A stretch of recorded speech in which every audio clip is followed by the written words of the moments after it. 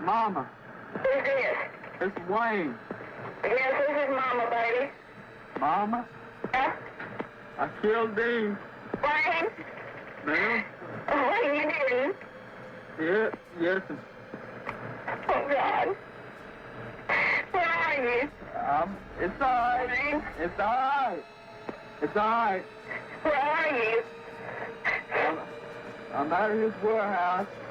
Where? Out at that warehouse he keeps. Dean Arnold Corll was born December 4th, 1939 in Fort Wayne, Indiana. His parents divorced in 1946, and in 1954, Dean and his mother moved to Texas and ended up in Vidor, of all places. There, Dean attended high school, and his mother and stepfather started their own candy making company where he would work day and night. In 1964, he was drafted to the U.S. Army, but was honorably discharged a year later in 1965. And when he returned home, his family candy store business moved to a building across the street from an elementary school where Dean became known as the Candyman. Fast forward a couple years later, in 1967, Dean befriended a couple of younger boys by the names of David Brooks and Elmer Wayne Henley. Elmer Wayne has gone on to say that his real name is just Wayne Henley Jr. I'm not sure what that's about, but anyways, Corll would host parties with the boys and some of the other teenagers. His house became the hangout for high school teenage boys. And eventually, from 1970 to 1973, Dean would pay the two youths to lure in the other teenage boys so he could rape and kill them. Now, in the spring of 1973, Corll ended up moving to 2020 Lamar Street in Pasadena.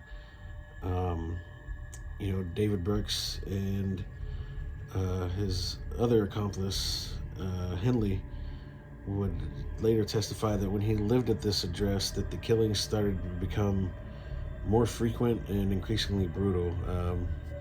I guess he got comfortable living there and just, felt like he could keep getting away with it. An innocent-looking Pasadena home, but some of the people who went in were carried out in plastic bags. They had been murdered. Death in most cases came after the victims had been subjected to various sex acts and torture. I woke up and he was clamping handcuffs on me. I was laying on my stomach. The other two were on their stomach and they were handcuffed and their feet were tied. I can't remember whether he tied my feet afterwards or they were tied when I woke up. I'd torture him if he'd let me go. Was he gonna, would he want you to kill them then? To begin with, he wanted to kill me. He was mad because I brought the chick over there. The chick wanted to run away from home and I was gonna travel with Dean. I thought it was safe. I didn't know no better. He let me up and took them into a bedroom and strapped them to the board. Strapped Tim on his stomach, spread eagle on the board, and strapped Rhonda beside the board beside Tim on her back. First he wanted Tim to take Rhonda, but Tim couldn't or he wouldn't or something. And so he wanted me to take her, and he was going to mess with Tim. Henley said at one point Corll put down his gun. He picked it up, ordered Corll to release the other victims, but he refused. And Henley says he shot Corll repeatedly. So the first shot that Henley fired at Dean Corll was to the forehead, and it, for some reason, didn't actually penetrate the skull, which I find really crazy because it's, they were apparently in close range of each other. So then Henley ended up firing two more shots to the left shoulder. That's when Dean fell into the hallway face down against the wall where he ended up dying. Henley walked up to Dean's body while he was laying there and shot him just a few more times in the upper back and the shoulder area, I guess just to make sure he was actually dead. Eventually, David Brooks and Elmer Wayne Henley were both sent to prison for life, for helping Dean with some of the victims. It's just insane to think that they actually did help him and just were able to take money from him just, to take lives for no purpose. And David Brooks actually ended up dying May 28th, 2020 in a Galveston, Texas hospital while serving out his life sentence. He died from COVID-19. Elmer Wayne Henley is still alive and remains in the Stiles unit in Jefferson County in Texas. He tried to get a compassionate release from the state of Texas last August in 2022, but he's denied. I mean, he keeps getting denied for parole even every year he tries. Search for more possible victims of notorious Houston serial killer Dean Corll and his two accomplices. That's a double-edged sword. I was hoping we didn't find anything, but then again, I was hoping we were, because there's families out there still wondering, and there's many families that were still thinking this backyard right here. Well, Miller says this is just the start. His work does not end here. He says he is in constant communication with Henley to try to find where more victims could be buried, and he even has arrangements for Henley to accompany him.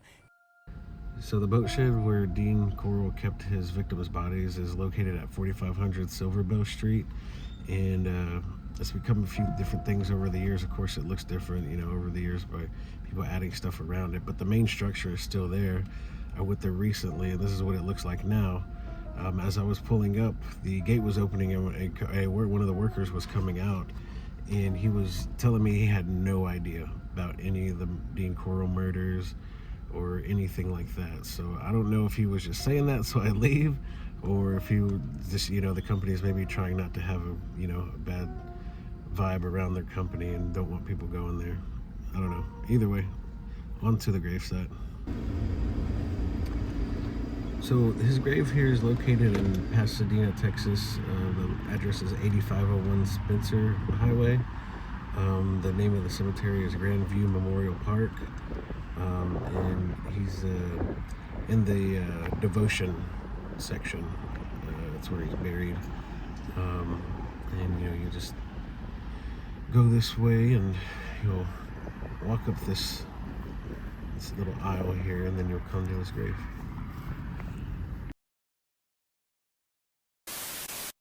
You know, it's a real shame to what happened to all those young teens, man. I mean, that's just really crazy. I mean, so much life ahead of them that they never got to live at the hands of fucking Dean Corll. He's just, like I said, crazy motherfucker that I'm not going to be shotgunning a beer for, obviously, because what he did was wrong. Anyways, that closes this video, and next one's going to be Pimp C. That one's going to take a little bit more editing, but yeah, look out for that video soon. Thanks. Y'all have a good one.